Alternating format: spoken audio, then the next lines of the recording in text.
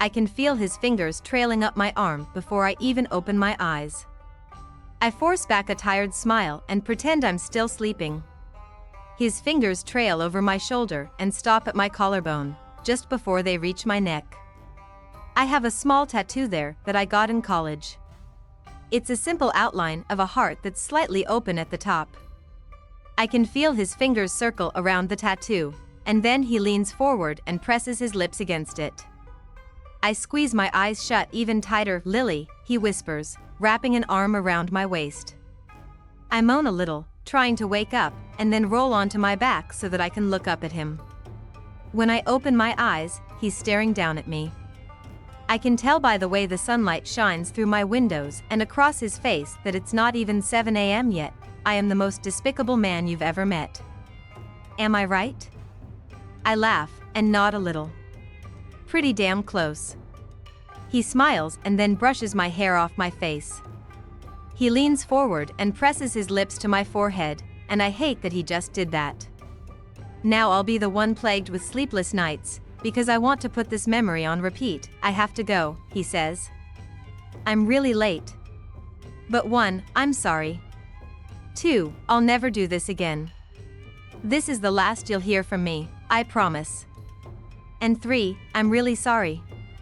You have no idea.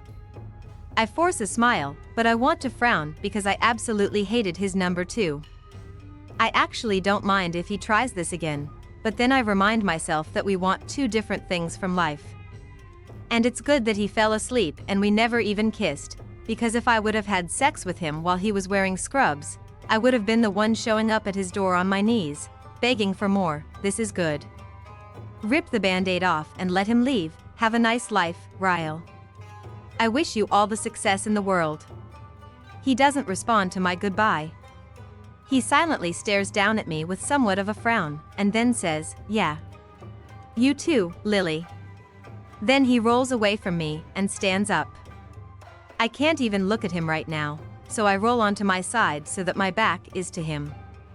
I listen as he puts his shoes on and then reaches for his phone. There's a long pause before he moves again, and I know it's because he was staring at me.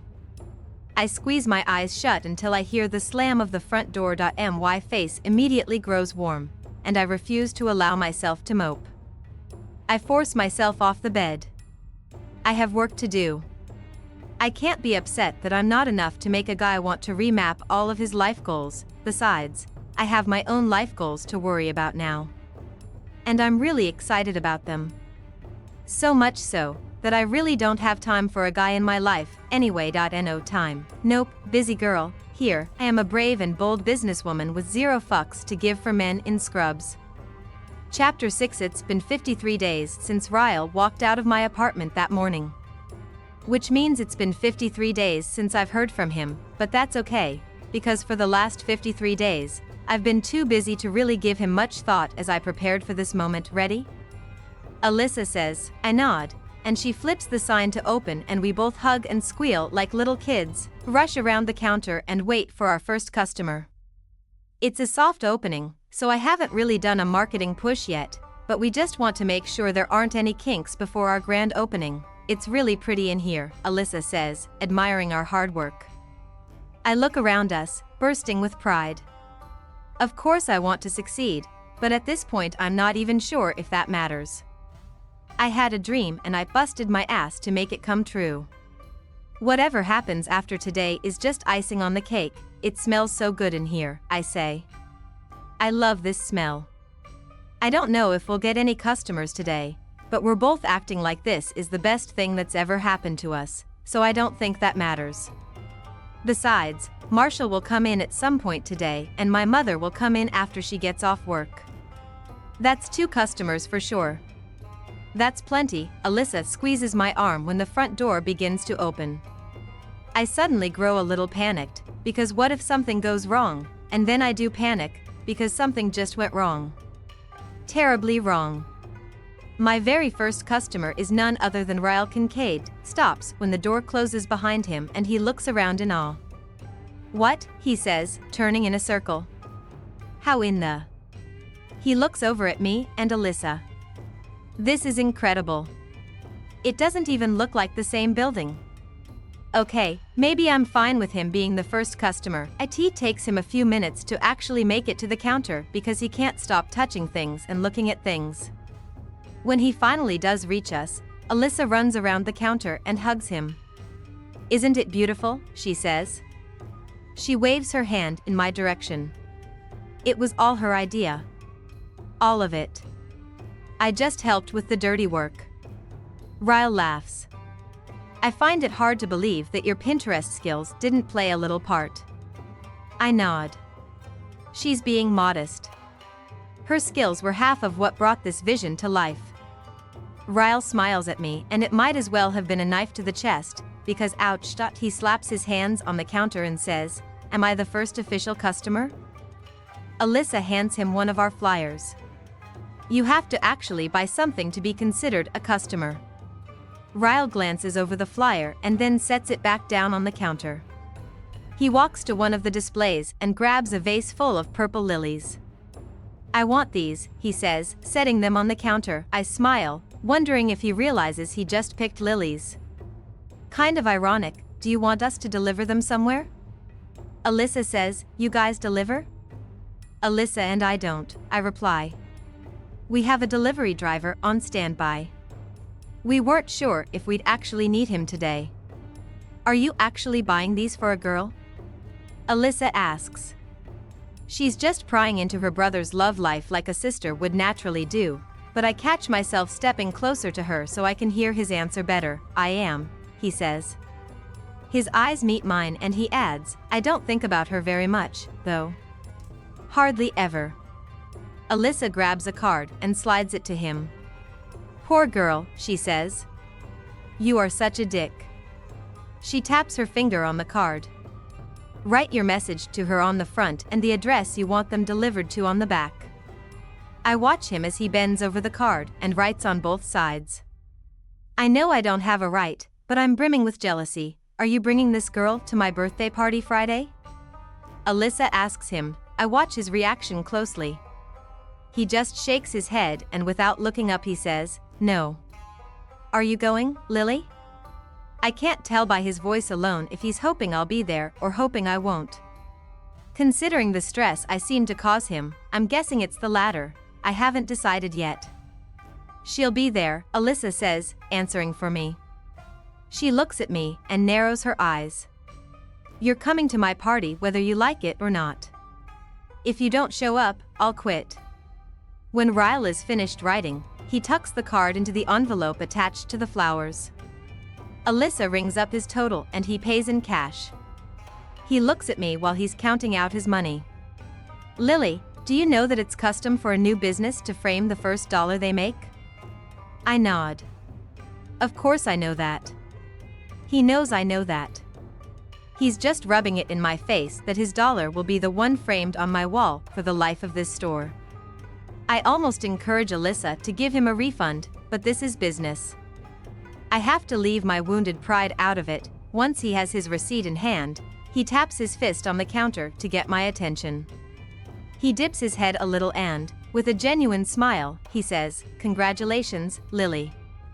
He turns and walks out of the store. As soon as the door closes behind him, Alyssa is grabbing for the envelope. "Who in the hell is he sending flowers to?" she says as she pulls the card out. Ryle doesn't send flowers. She reads the front of the card out loud. "Make it stop."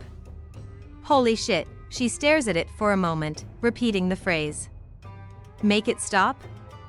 "What in the hell does that even mean?" she asks. I can't take it another second. I grab the card from her and flip it over. She leans over and reads the back of it with me. "He is such an idiot," she says with a laugh. "He wrote the address to our floral shop on the back." She takes the card out of my hands. "Wow, Ryle just bought me flowers." "Not just any flower. He bought me a bouquet of lilies." Alyssa picks up her phone. "I'll text him and tell him he screwed up." She shoots him a text and then laughs as she stares at the flowers. How can a neurosurgeon be such an idiot? I can't stop grinning. I'm relieved she's staring at the flowers and not at me, or she may put two and two together. I'll keep them in my office until we figure out where he intended for them to go. I scoop up the vase and whisk away my flowers. Chapter 7. Stop fidgeting, Devin says. I'm not fidgeting. He loops his arm through mine as he walks me toward the elevator. Yes, you are. And if you pull that top up over your cleavage one more time, it'll defeat the whole purpose of your little black dress. He grabs my top and yanks it back down, and then proceeds to reach inside to adjust my bra. Devin. I slap his hand away and he laughs. Relax, Lily. I've touched way better boobs than yours and I'm still gay. Yeah, but I bet those boobs were attached to people you probably hang out with more than once every 6 months. Devin laughs. True, but that's half your fault. You're the one who left us high and dry to play with flowers. Devin was one of my favorite people at the marketing firm I worked at, but we weren't close enough to where we actively became friends outside of work. He stopped by the floral shop this afternoon and Alyssa took to him almost immediately. She begged him to come to the party with me, and since I didn't really want to show up alone, I ended up begging him to come, too. I smooth my hands over my hair and try to catch a glimpse of my reflection in the elevator walls. Why are you so nervous? He asks. I'm not nervous. I just hate showing up to places where I don't know anyone. Devin smirks knowingly and then says, what's his name? I release a pent-up breath. Am I that transparent? Ryle. He's a neurosurgeon. And he wants to have sex with me really, really bad. How do you know he wants to have sex with you? Because he literally got down on his knees and said, please, Lily. Please have sex with me. Devin raises an eyebrow. He begged? I nod. It wasn't as pathetic as it sounds. He's usually more composed. The elevator dings and the doors begin to open. I can hear music pouring from down the hallway. Devin takes both of my hands in his and says, so what's the plan? Do I need to make this guy jealous? No, I say, shaking my head. That wouldn't be right. But Ryle does make it a point every time he sees me to tell me he hopes he never sees me again. Maybe just a little? I say, scrunching up my nose. A smidge? Devin pops his jaw and says, consider it done. He puts his hand on my lower back as he walks me out of the elevator. There's only one visible door in the hallway, so we make our way over and ring the doorbell. Why is there only one door? He says, she owns the whole top floor. He chuckles. And she works for you? Damn, your life just keeps getting more and more interesting. The door begins to open, and I'm extremely relieved to see Alyssa standing in front of me. There's music and laughter pouring out of the apartment behind her. She's holding a champagne glass in one hand and a riding crop in the other. She sees me staring at the riding crop with a confused look on my face, so she tosses it over her shoulder and grabs my hand. It's a long story, she says, laughing. Come in, come in. She pulls me in and I squeeze Devin's hand and drag him behind me. She continues pulling us through a crowd of people until we reach the other side of the living room. Hey, she says, tugging on Marshall's arm. He turns around and smiles at me, then pulls me in for a hug. I glance behind him and around us, but there's no sign of Ryle. Maybe I got lucky and he got called in to work tonight. Marshall reaches out for Devin's hand and shakes it. Hey, man. Good to meet you. Devin wraps an arm around my waist. I'm Devin, he yells over the music. I'm Lily's sexual partner. I laugh and elbow him, then lean into his ear. That's Marshall. Wrong guy, but nice effort. Alyssa grabs my arm and starts to pull me away from Devin. Marshall begins speaking to him, and my hand is reaching out behind me as I'm being pulled in the opposite direction. You'll be fine. Devin yells. I follow Alyssa into the kitchen, where she shoves a glass of champagne in my hand. Drink, she says. You deserve it. I take a sip of the champagne, but I can't even appreciate it now that I'm getting a look at her industrial-sized kitchen with 2 full stovetops and a fridge bigger than my apartment. Holy shit, I whisper. You actually live here? She giggles. I know, she says. And to think, I didn't even have to marry him for money. Marshall had $7 and drove a Ford Pinto when I fell in love with him. Doesn't he still drive a Ford Pinto? She sighs. Yeah, but we have a lot of good memories in that car. Gross. She wiggles her eyebrows. So, Devin is cute. And probably more into Marshall than me. Ah, man, she says. That's a bummer. I thought I was playing matchmaker when I invited him to the party tonight. The kitchen door opens and Devin walks in. Your husband is looking for you, he says to Alyssa. She twirls her way out of the kitchen, giggling the whole time. I really like her, Devin says. She's great, huh? He leans against the island and says, so. I think I just met the beggar. My heart flutters down my chest. I think the neurosurgeon has a better ring to it. I take another sip of my champagne. How do you know it was him? Did he introduce himself? He shakes his head. Nah, but he overheard Marshall introducing me to someone as Lily's date. I thought the look he gave me was going to set me on fire. That's why I came in here. I like you, but I'm not willing to die for you. I laugh. Don't worry, I'm sure that death glare he gave you was really his smile. They're superimposed most of the time. The door swings open again and I immediately stiffen, but it's only a caterer. I sigh with relief. Devin says, Lily, like my name is a disappointment, what? You look like you're about to puke, he says, accusingly. You really like him. I roll my eyes. But then I let my shoulders drop and I fake cry. I do, Devin. I do, I just don't want to. He takes my glass of champagne and downs the remainder of it, then locks his arm in mine again. Let's go mingle, he says, pulling me out of the kitchen against my will. The room is even more crowded now. There have to be more than 100 people here. I'm not even sure I know that many people. We walk around and work the room. I stand back while Devin does most of the talking. He knows someone in common with every person he's met so far, and after about half an hour of following him around, I'm convinced he's made it a personal game to find someone in common with everyone here. The whole time I mingle with him, my attention is half on him and half on the room, searching for traces of Ryle.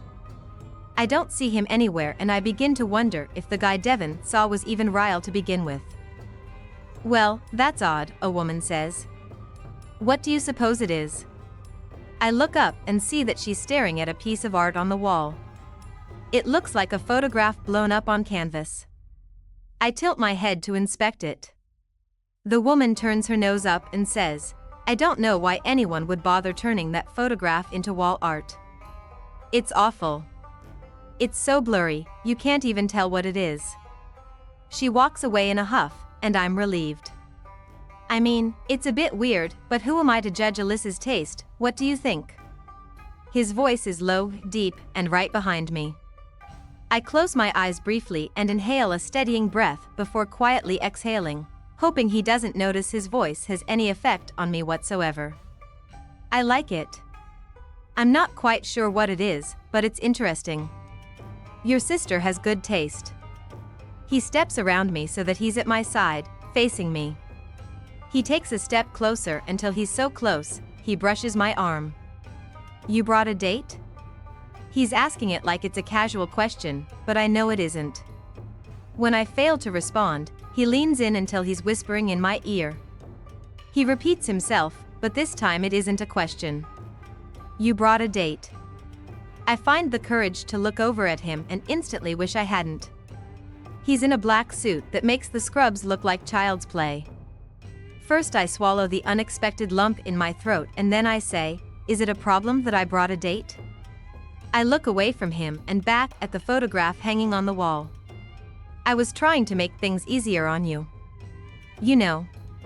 Just trying to make it stop. He smirks and then downs the rest of his wine. How thoughtful of you, Lily. He tosses his empty wine glass toward a trash can in the corner of the room. He makes the shot, but the glass shatters when it hits the bottom of the empty container. I glance around me, but no one saw what just happened. When I look back at Ryle, he's halfway down a hallway. He disappears into a room and I stand here, looking at the picture again. That's when I see it. The picture is blurred, so it was hard to make out at first. But I can recognize that hair from anywhere. That's my hair. It's hard to miss, along with the marine-grade polymer lounge chair I'm lying on. This is the picture he took on the rooftop the first night we met. He must have had it blown up and distorted so no one would notice what it was. I bring my hand to my neck, because my blood feels like it's bubbling. It's really warm in here. Alyssa appears at my side.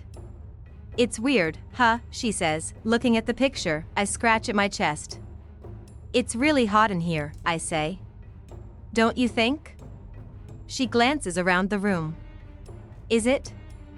I hadn't noticed, but I'm a little drunk. I'll tell Marshall to turn on the air.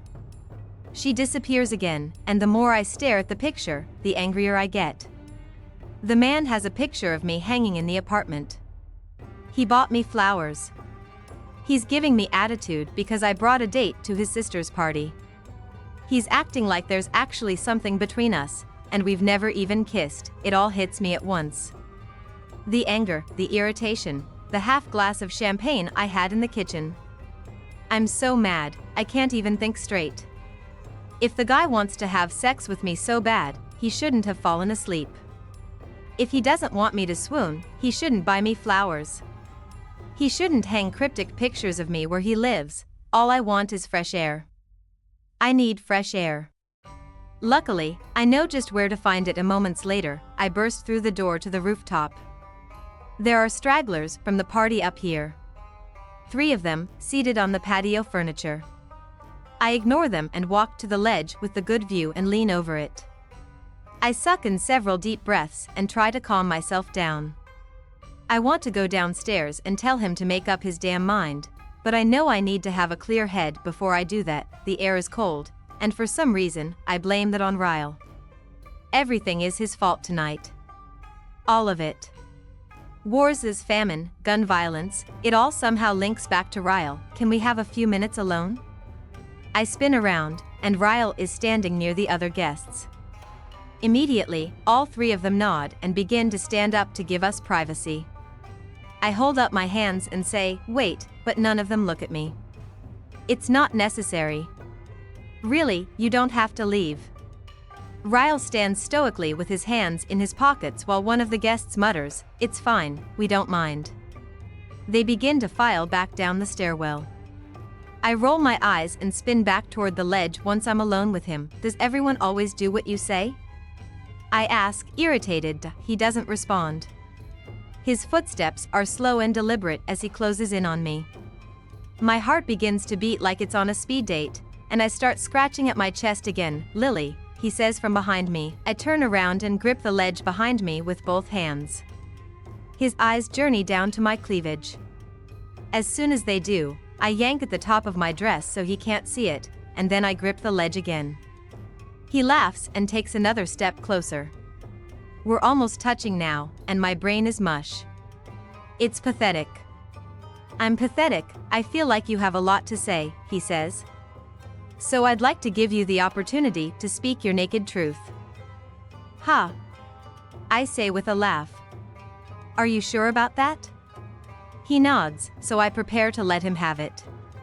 I push against his chest and make my way around him so that he's the one leaning against the ledge now. I can't tell what you want, Ryle.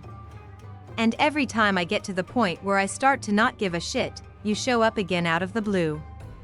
You show up at my work, you show up at my apartment door, you show up at parties, I live here, he says, excusing the last one. That pisses me off even more. I clench my fists, ugh. You're driving me crazy. Do you want me, or do you not? He stands up straight and takes a step toward me. Oh, I want you, Lily. Make no mistake about that. I just don't want to want you. My whole body sighs at that comment. Partly out of frustration and partly because everything he says makes me shiver and I hate that I allow him to make me feel like this. Shake my head. You don't get it, do you? I say, softening my voice. I feel too defeated right now to keep yelling at him. I like you, Ryle. And knowing that you only want me for one night makes me really, really sad. And maybe if this were a few months ago, we could have had sex and it would have been fine. You would have walked away and I could have easily moved on with my life. But it's not a few months ago. You waited too long, and too many pieces of me are invested in you now, so please. Stop flirting with me. Stop hanging pictures of me in your apartment. And stop sending me flowers. Because when you do those things, it doesn't feel good, Ryle. It actually kind of hurts. I feel deflated and exhausted and I'm ready to leave.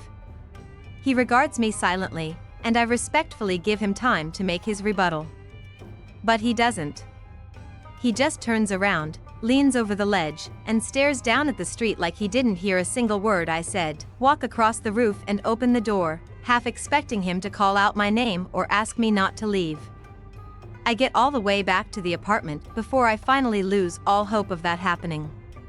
I push through the crowd and make it through 3 different rooms before I spot Devin. When he sees the look on my face, he just nods and begins to make his way across the room toward me. Ready to go? He asks, looping his arm through mine. I nod. Yes. So ready. We find Alyssa in the main living room. I tell her and Marshall goodnight, using the excuse that I'm just exhausted from opening week and I'd like to get some sleep before work tomorrow. Alyssa gives me a hug and walks us to the front door. I'll be back on Monday, she says to me, kissing me on the cheek. Happy birthday, I say to her. Devin opens the door, but right before we step into the hallway, I hear someone yell my name. I turn around and Ryle is pushing through the crowd on the other side of the room. Lily, wait, he yells, still trying to make his way over to me. My heart is erratic. He's walking quickly, stepping around people, growing more frustrated with every person in his way. He finally reaches a break in the crowd and makes eye contact with me again. He holds my gaze as he marches toward me. He doesn't slow down. Alyssa has to step out of his way as he walks straight up to me. At first, I think he might kiss me, or at least give a rebuttal to everything I said to him upstairs. But instead, he does something I'm not at all prepared for. He scoops me up into his arms. Ryle. I yell, gripping him around the neck, afraid he might drop me. Put me down. He has an arm wrapped under my legs and one under my back. I need to borrow Lily for the night, he says to Devin. That okay? I look at Devin and shake my head, wide-eyed. Devin just smirks and says, be my guest. Traitor. Ryle starts to turn and walk back toward the living room. I look at Alyssa as I pass her. Her eyes are wide with confusion. I'm going to kill your brother. I yell at her. Everyone in the entire room is staring now. I'm so embarrassed, I just press my face against Ryle's chest as he walks me down the hallway and into his bedroom. Once the door is shut behind us, he slowly lowers my feet back to the floor. I immediately start to yell at him and try to push him out of the way of the bedroom door, but he spins me and shoves me against the door, grabbing both of my wrists. He presses them against the wall above my head and says, Lily? He's looking at me so intently, I stop trying to fight him off of me and I hold my breath. His chest is pressing against mine, my back is pressed to the door. And then his mouth is on mine. Warm pressure against my lips, despite the strength behind them, his lips are like silk. I'm shocked at the moan that rushes through me, and even more shocked when I part my lips and want more. His tongue slides against mine, and he releases my wrists to grab my face. His kiss grows deeper and I grasp at his hair, pulling him closer, feeling the kiss in my entire body. Both of us become a medley of moans and gasps as the kiss brings us over the edge, our bodies wanting more than our mouths can deliver. I feel his hands as he reaches down and grabs my legs, lifting me up and hooking them around his waist. My God, this man can kiss. It's as if he takes kissing as seriously as he takes his profession. He begins to pull me away from the door when I'm hit with the realization that yes, his mouth is capable of a lot. But what his mouth has failed to do is respond to everything I told him upstairs. For all I know, I've just given in. I'm giving him what he wants, a one-night stand. And that's the last thing he deserves right now. I pull my mouth from his and push on his shoulders. Put me down. He keeps walking toward his bed, so I say it again. Ryle, put me down right now. He stops walking and lowers me to the floor. I have to back away and face the other direction to gather my thoughts. Looking at him while I still feel his lips on mine is more than I can deal with right now. Feel his arms go around my waist, and he rests his head on my shoulder. I'm sorry, he whispers. He turns me around and brings a hand up to my face and brushes his thumb across my cheek. It's my turn now, okay? I don't respond to his touch. I keep my arms folded across my chest and wait to hear what he has to say before I allow myself to respond to his touch. I had that picture made the day after I took it, he says. It's been in my apartment for months now, because you were the most beautiful thing I'd ever seen and I wanted to look at it every single day. Oh, and that night I showed up at your door? I went searching for you because no one in the history of my life has ever crawled under my skin and refused to leave like you did. I didn't know how to handle it. And the reason I sent you flowers this week is because I am really, really proud of you for following your dream. But if I sent you flowers every time I've had the urge to send you flowers, you wouldn't even be able to fit inside your apartment. Because that's how much I think about you. And yes, Lily. You're right. I'm hurting you, but I'm hurting, too. And until tonight, I didn't know why. I have no idea how I even possibly find the strength to speak after that. Why are you hurting? He drops his forehead to mine and says, because I have no idea what I'm doing. You make me want to be a different person, but what if I don't know how to be what you need? This is all new to me, and I want to prove to you that I want you for so much more than just one night. He looks so vulnerable right now. I want to believe the genuine look in his eye, but he's been so adamant since the day that I met him that he wants the exact opposite of what I want. And it terrifies me that I'll give in to him and he'll walk away. How do I prove myself to you, Lily? Tell me, and I'll do it. I don't know. I barely know the guy. I know him enough to know that sex with him won't be enough for me, though. But how do I know sex won't be the only thing he wants? My eyes instantly lock with his. Don't have sex with me. He stares at me for a moment, completely unreadable. But then he starts to nod his head like he's finally getting it. Okay, he says, still nodding. Okay. I will not have sex with you, Lily Bloom. He walks around me to his bedroom door and he locks it. He flips off the light, leaving only a lamp on, and then takes off his shirt as he walks toward me. What are you doing? He tosses his shirt on a chair and then slips off his shoes. We're going to sleep. I glance at his bed. Then at him. Right now? He nods and walks over to me. In one swift movement, he lifts my dress up and over my head, until I'm standing in the middle of his bedroom floor in my bra and panties. I cover myself, but he doesn't even look twice. He pulls me toward the bed and lifts the covers for me to crawl in. As he's walking over to his side of the bed, he says, "It's not like we haven't slept together before without having sex." Piece of cake. I laugh. He reaches his dresser and plugs his phone into a charger. I take a moment to skim his bedroom. This certainly isn't the type of spare bedroom I'm used to. 3 of my bedrooms could fit in here.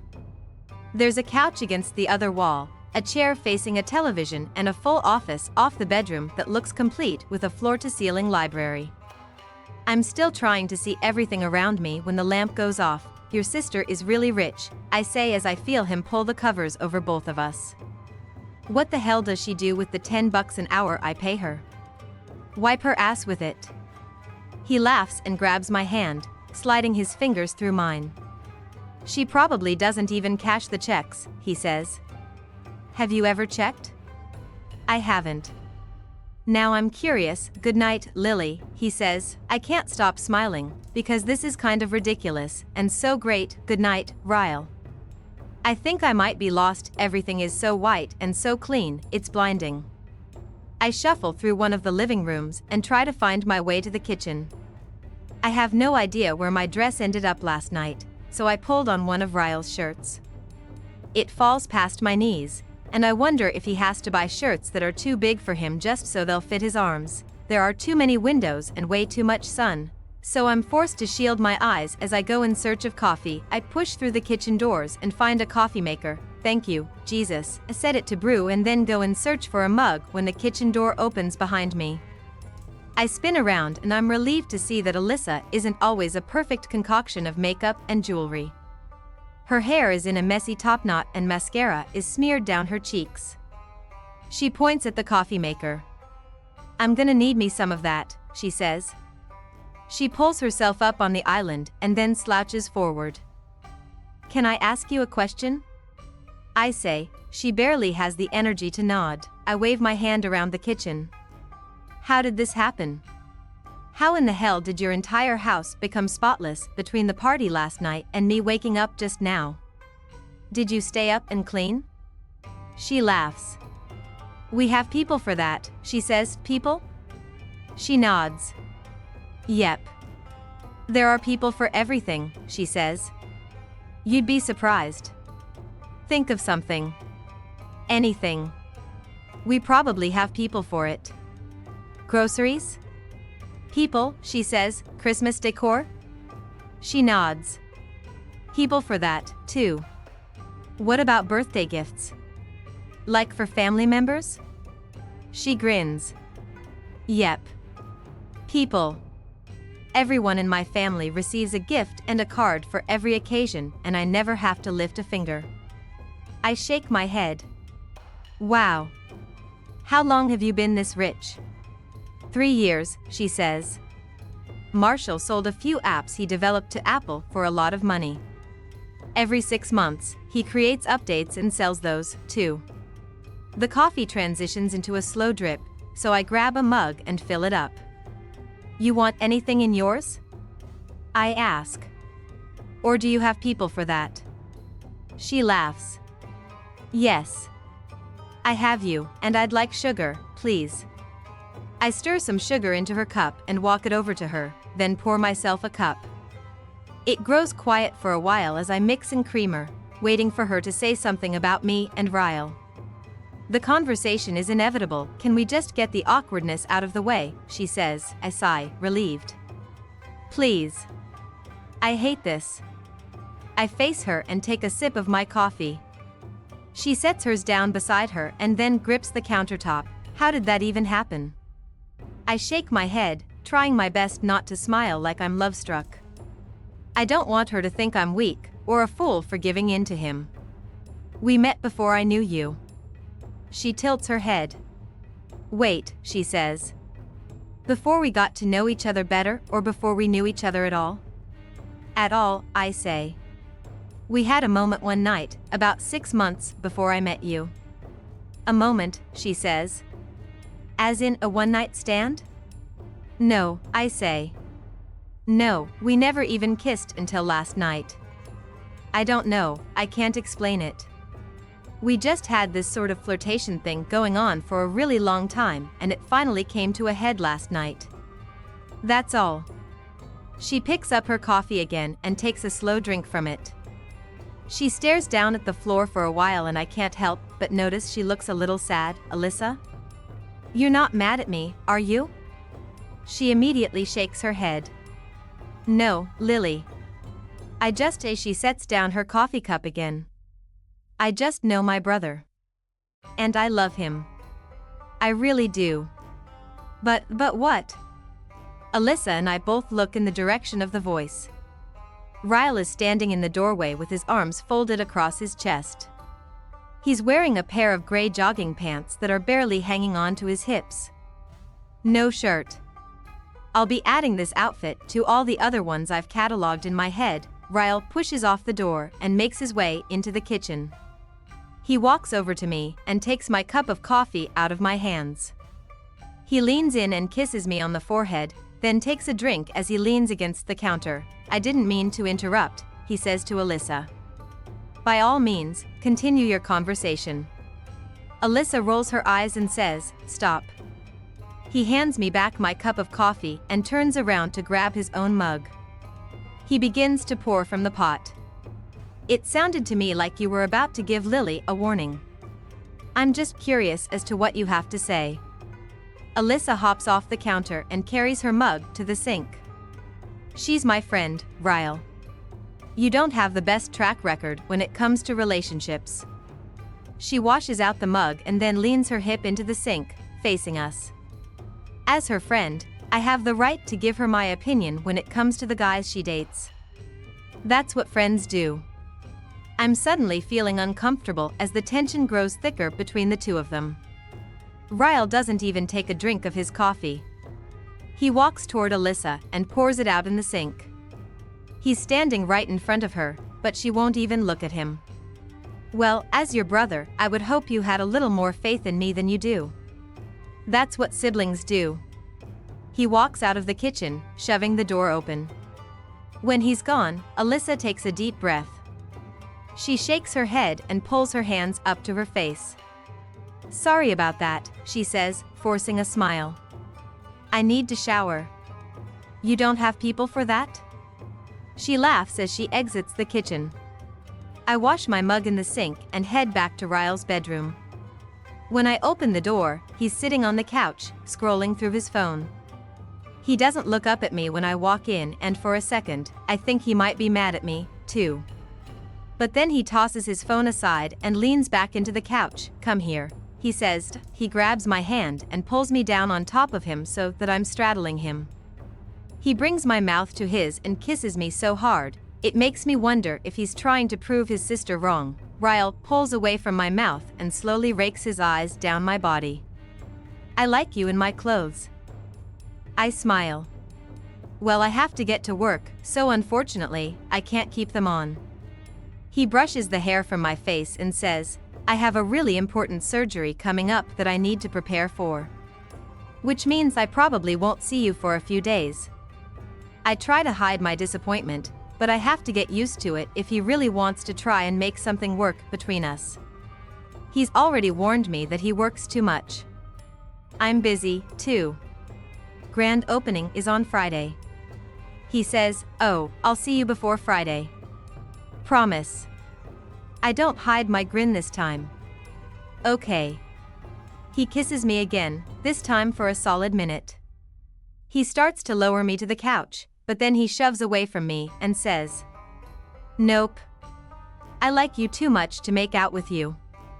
I lie down on the couch and watch him get dressed for work. To my enjoyment, he puts on Scrubs, Chapter 8. We need to talk, Lucy says. She's sitting on the couch, mascara streaked down her cheeks. Oh, shit, I drop my purse and rush over to her. As soon as I sit down next to her, she starts crying. What's wrong? Did Alex break up with you?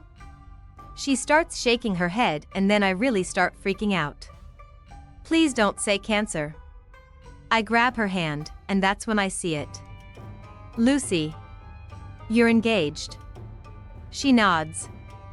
I'm sorry. I know we still have 6 months left on the lease, but he wants me to move in with him. I stare at her for a minute. Is that why she's crying?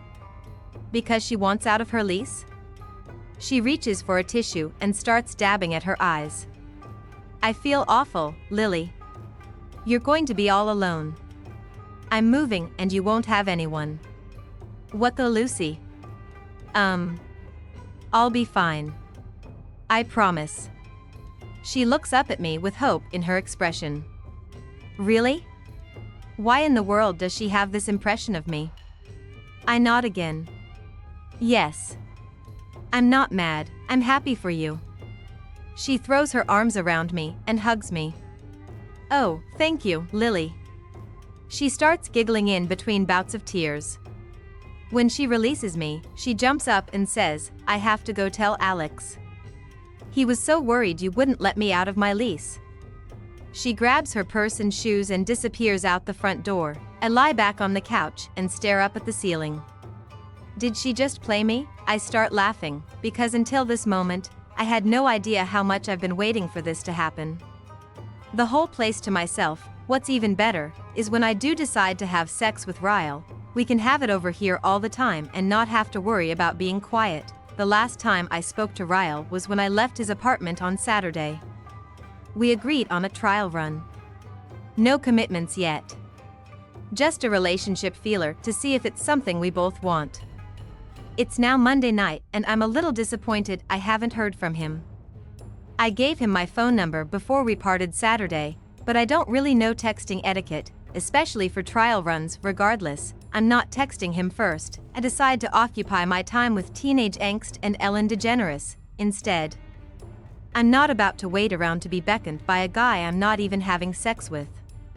But I don't know why I assume that reading about the first guy I had sex with will somehow get my mind off the guy I'm not having sex with. Dear Ellen, my great-grandfather's name is Ellis. My entire life, I thought that was a really cool name for such an old guy. After he died, I was reading the obituary. Would you believe that Ellis wasn't even his real name? His real name was Levi Sampson and I had no idea. Asked my grandmother where the name Ellis came from. She said his initials were LS and everyone called him by his initials for so long, they just started sounding them out over the years, which is why they referred to him as Ellis. Was looking at your name just now and it made me think of that. Ellen. Is that even your real name? You could be just like my great-grandfather and using your initials as a disguise. L.N. I'm on to you, Ellen.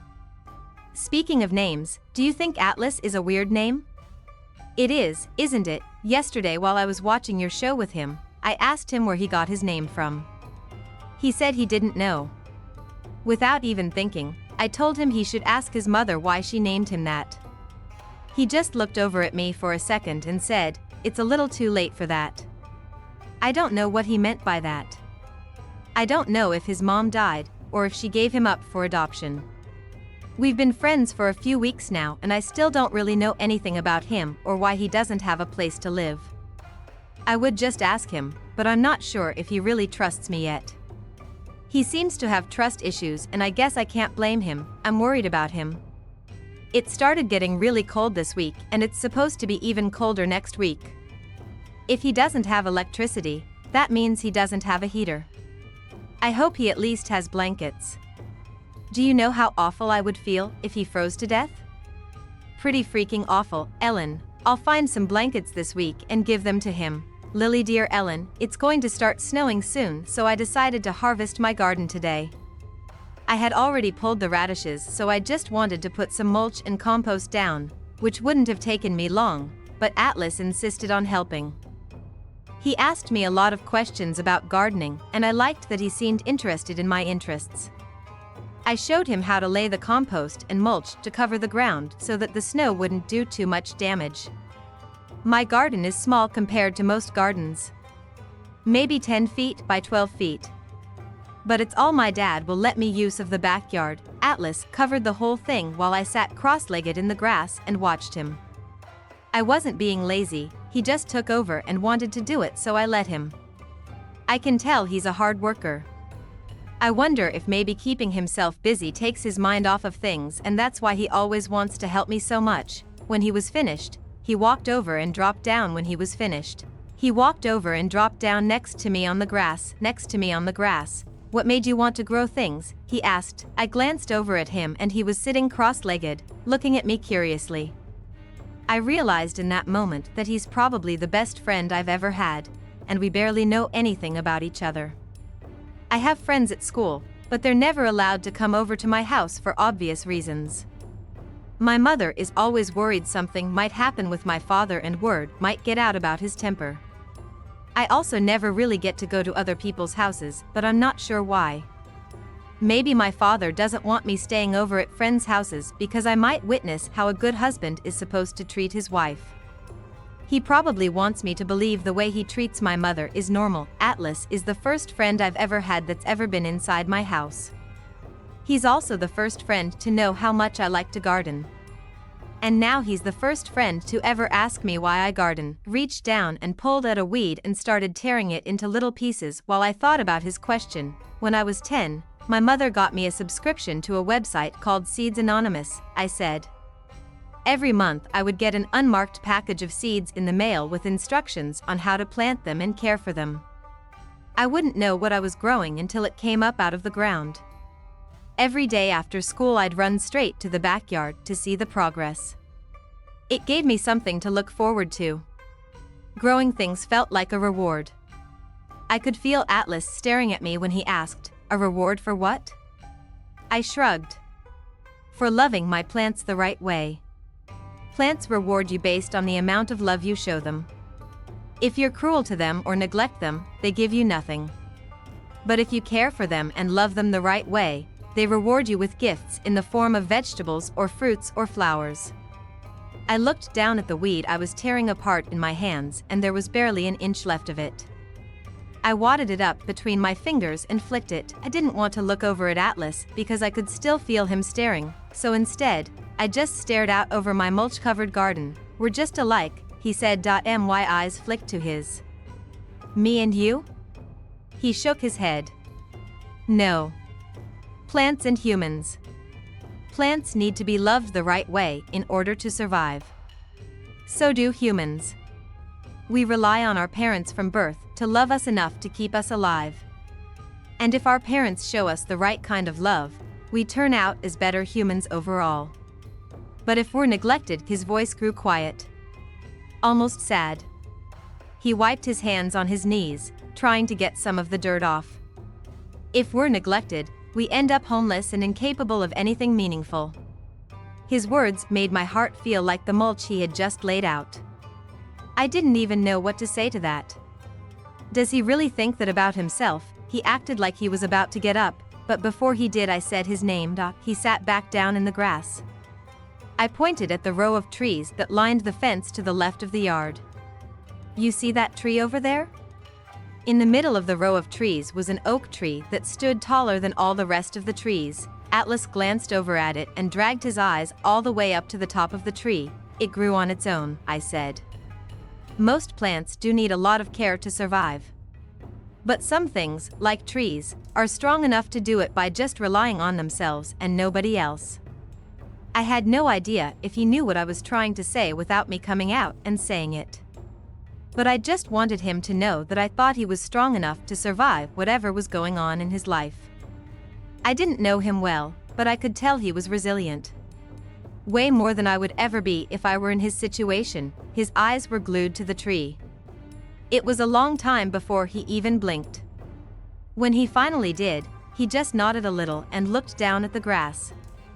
I thought with the way his mouth twitched that he was about to frown, but instead he actually smiled a little. Seeing that smile made my heart feel like I had just startled it right out of a dead sleep. "We're just alike," he said, repeating himself from earlier. "Plants and humans?" I asked. He shook his head. "No. Me and you." I gasped. "Ellen." I hope he didn't notice, but I definitely sucked in a rush of air. Because what the heck was I supposed to say to that? I just sat there, really awkward and quiet until he stood up. He turned like he was about to walk home. "Atlas, wait." He glanced back down at me. I pointed at his hands and said, "You might want to take a quick shower before you go back. Compost is made from cow manure." He lifted his hands and looked down at them, and then he looked down at his compost-covered clothes. "Cow manure? Seriously?" I grinned and nodded. He laughed a little, and then, before I knew it, he was on the ground next to me, wiping his hands all over me. We were both laughing as he reached to the bag next to us and stuck his hand inside, then smeared it down my arms. "Ellen, I am confident that the next sentence I am about to write has never been written or spoken aloud before." When he was wiping that cow shit on me, it was quite possibly the most turned on I have ever been. After a few minutes, we were both lying on the ground, breathing hard, still laughing. He finally stood up and pulled me to my feet, knowing he couldn't waste minutes if he wanted a shower before my parents came home. Once he was in the shower, I washed my hands in the sink and just stood there, wondering what he meant earlier when he said we were just alike. Was it a compliment? It sure felt like one. Was he saying that he thought I was strong, too? Because I certainly didn't feel strong most of the time. In that moment, just thinking about him made me feel weak. I wondered what I was going to do about the way I was starting to feel when I was around him. Also wondered how long I can keep hiding him from my parents. And how long he'll be staying at that house.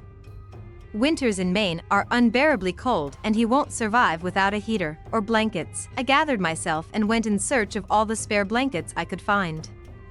I was going to give them to him when he got out of the shower, but it was already 5 and he left in a hurry. I'll give them to him tomorrow. Lily dear Ellen, Harry Connick Jr. is freaking hilarious.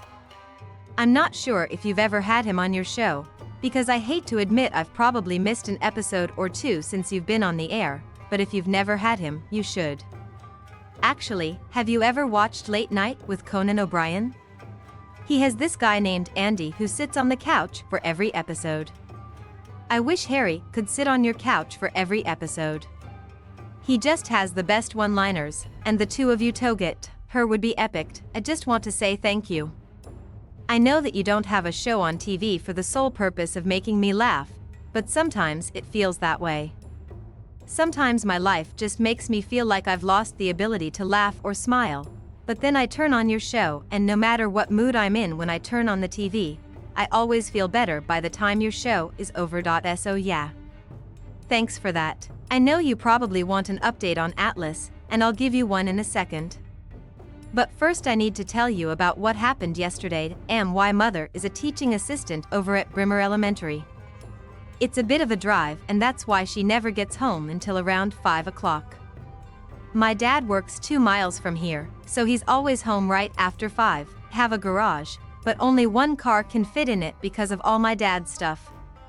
My dad keeps his car in the garage and my mom keeps her car in the driveway. Well, yesterday my mom got home a little bit early. Atlas was still at the house and we were almost finished watching your show when I heard the garage door start to open. He ran out the back door and I rushed around the living room cleaning up our soda cans and snacks. Had started snowing really hard around lunchtime yesterday and my mother had a lot of stuff to carry in. So she pulled up in the garage so she could bring it all in through the kitchen door.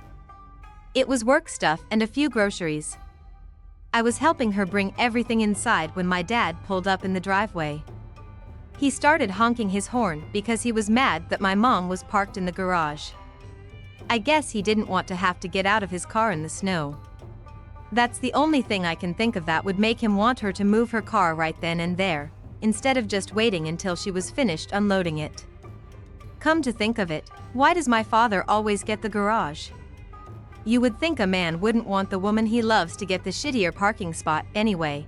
My mother got that real scared look in her eye when he started honking, and she told me to take all her stuff to the table while she moved her car out. I'm not sure what happened when she went back outside. I heard a crash, and then I heard her scream, so I ran to the garage thinking maybe she had slipped on ice. Ellen. I don't even want to describe what happened next.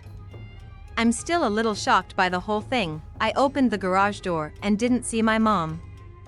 I just saw my dad behind the car doing something.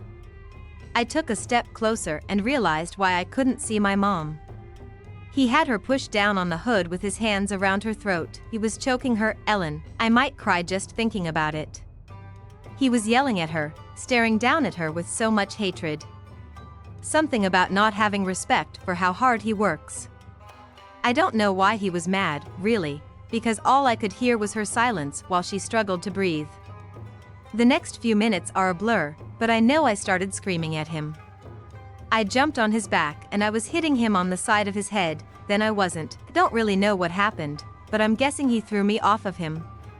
I just remembered 1 second I was on his back and the next second I was on the ground and my forehead hurt like you wouldn't believe.